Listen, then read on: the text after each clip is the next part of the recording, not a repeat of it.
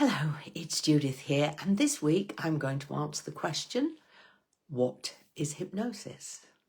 And this is a question not that I get from prospective clients. I do sometimes, but generally not. It's a question that I ask them, or more precisely, what do you think hypnosis is? What are your beliefs around it? And it's really important in that pre-client free consultation that we talk about what hypnosis is, because I need to be correcting misassumptions and setting expectations so that they know what to expect. It's very difficult to describe a state of hypnosis. And of course, I'm fighting against the stage hypnotist, who generally is, really doing hypnosis, but has a completely different objective to me. I'm wanting to help people, or help people help themselves in hypnosis. A stage hypnotist is there to entertain. So they will make it look like magic. They will make people do things that they wouldn't normally get up on a stage and do, because they're entertaining. I did a really lovely workshop with the guy that I trained with and a friend of his who was a stage hypnotist. So I learned some of the tricks of the trade, most of which are not appropriate in a therapeutic session. So it's the way they create the illusion of what's happening, and the way they use the state of hypnosis to get people to do things that they, as I say, they wouldn't normally do in front of an audience.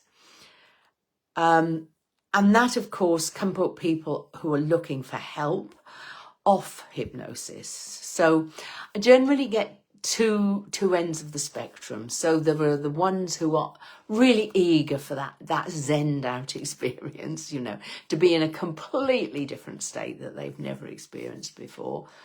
And I get the ones who are scared that I am going to be able to do what a stage hypnotist can do and make them do things that they wouldn't normally do,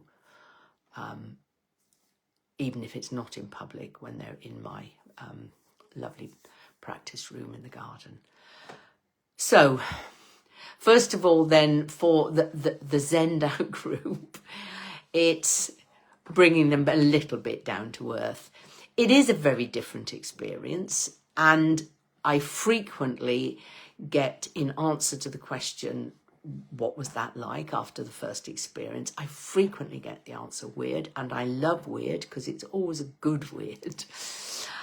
The best description I had from a client was, it was like I was here but I wasn't, and that is nigh on perfect. So yeah, almost in two states at once. I'm here, but I'm not here. I'm not here in the way that I'm normally here, I think is probably the best way to put it. The official definition is that it's a state of focused relaxation, and that's really important for the work that I and any other hypnotherapist is doing.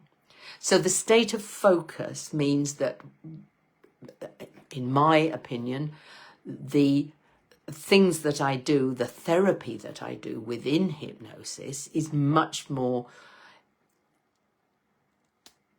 effective and much easier to take on board. So I think it speeds up the process of change that we're trying to achieve, and does so more effectively because there's no distractions. There's nothing else to do but be in that hypnotic state, and doing whatever it is that we are doing. And for the clients that I focus on and I specialise in, those with anxiety or fears and phobias, the relaxation bit is so important, because for most of them, probably all of them, they've forgotten how to relax. They may never fully have known how to relax. They are the busy, busy, busy people who never stop.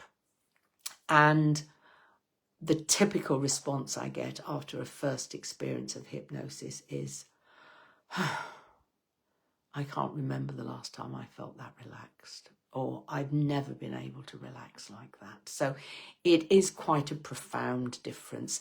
And that, for those sorts of clients, is a big plus in itself. The fact that they can relax. Hypnosis helps them to relax. And because I teach them self-hypnosis, they can get themselves to relax, which improves all sorts of things. Sleep being one of them, but just their ability to just, oops, sorry, I wobbled the camera, just chill, which is not on their agenda when they first come to see me. So that's that bit. What is the state of hypnosis? The other bit is what can we achieve in it?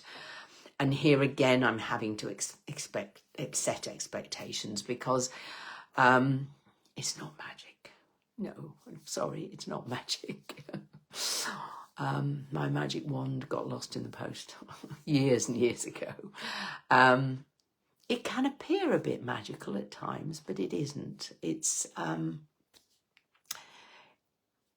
and again, there are two groups of people. There are the people that want it to be magic, and the people that are really scared that I'm going to do something to them.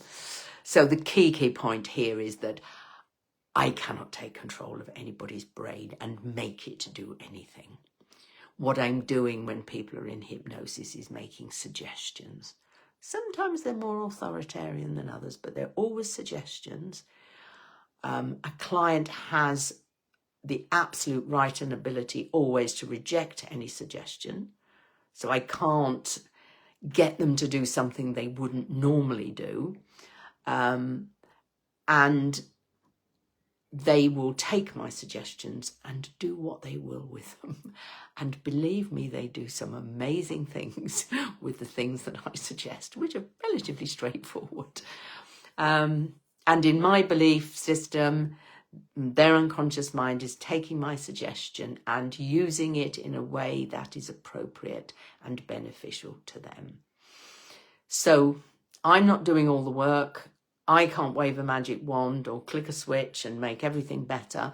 I am enabling them to do the work that needs to be done, and more particularly enabling their subconscious mind to do the work that needs to be done, because it often gets pushed out of the picture by the conscious mind, which of course knows absolutely everything and is in total control all of the time.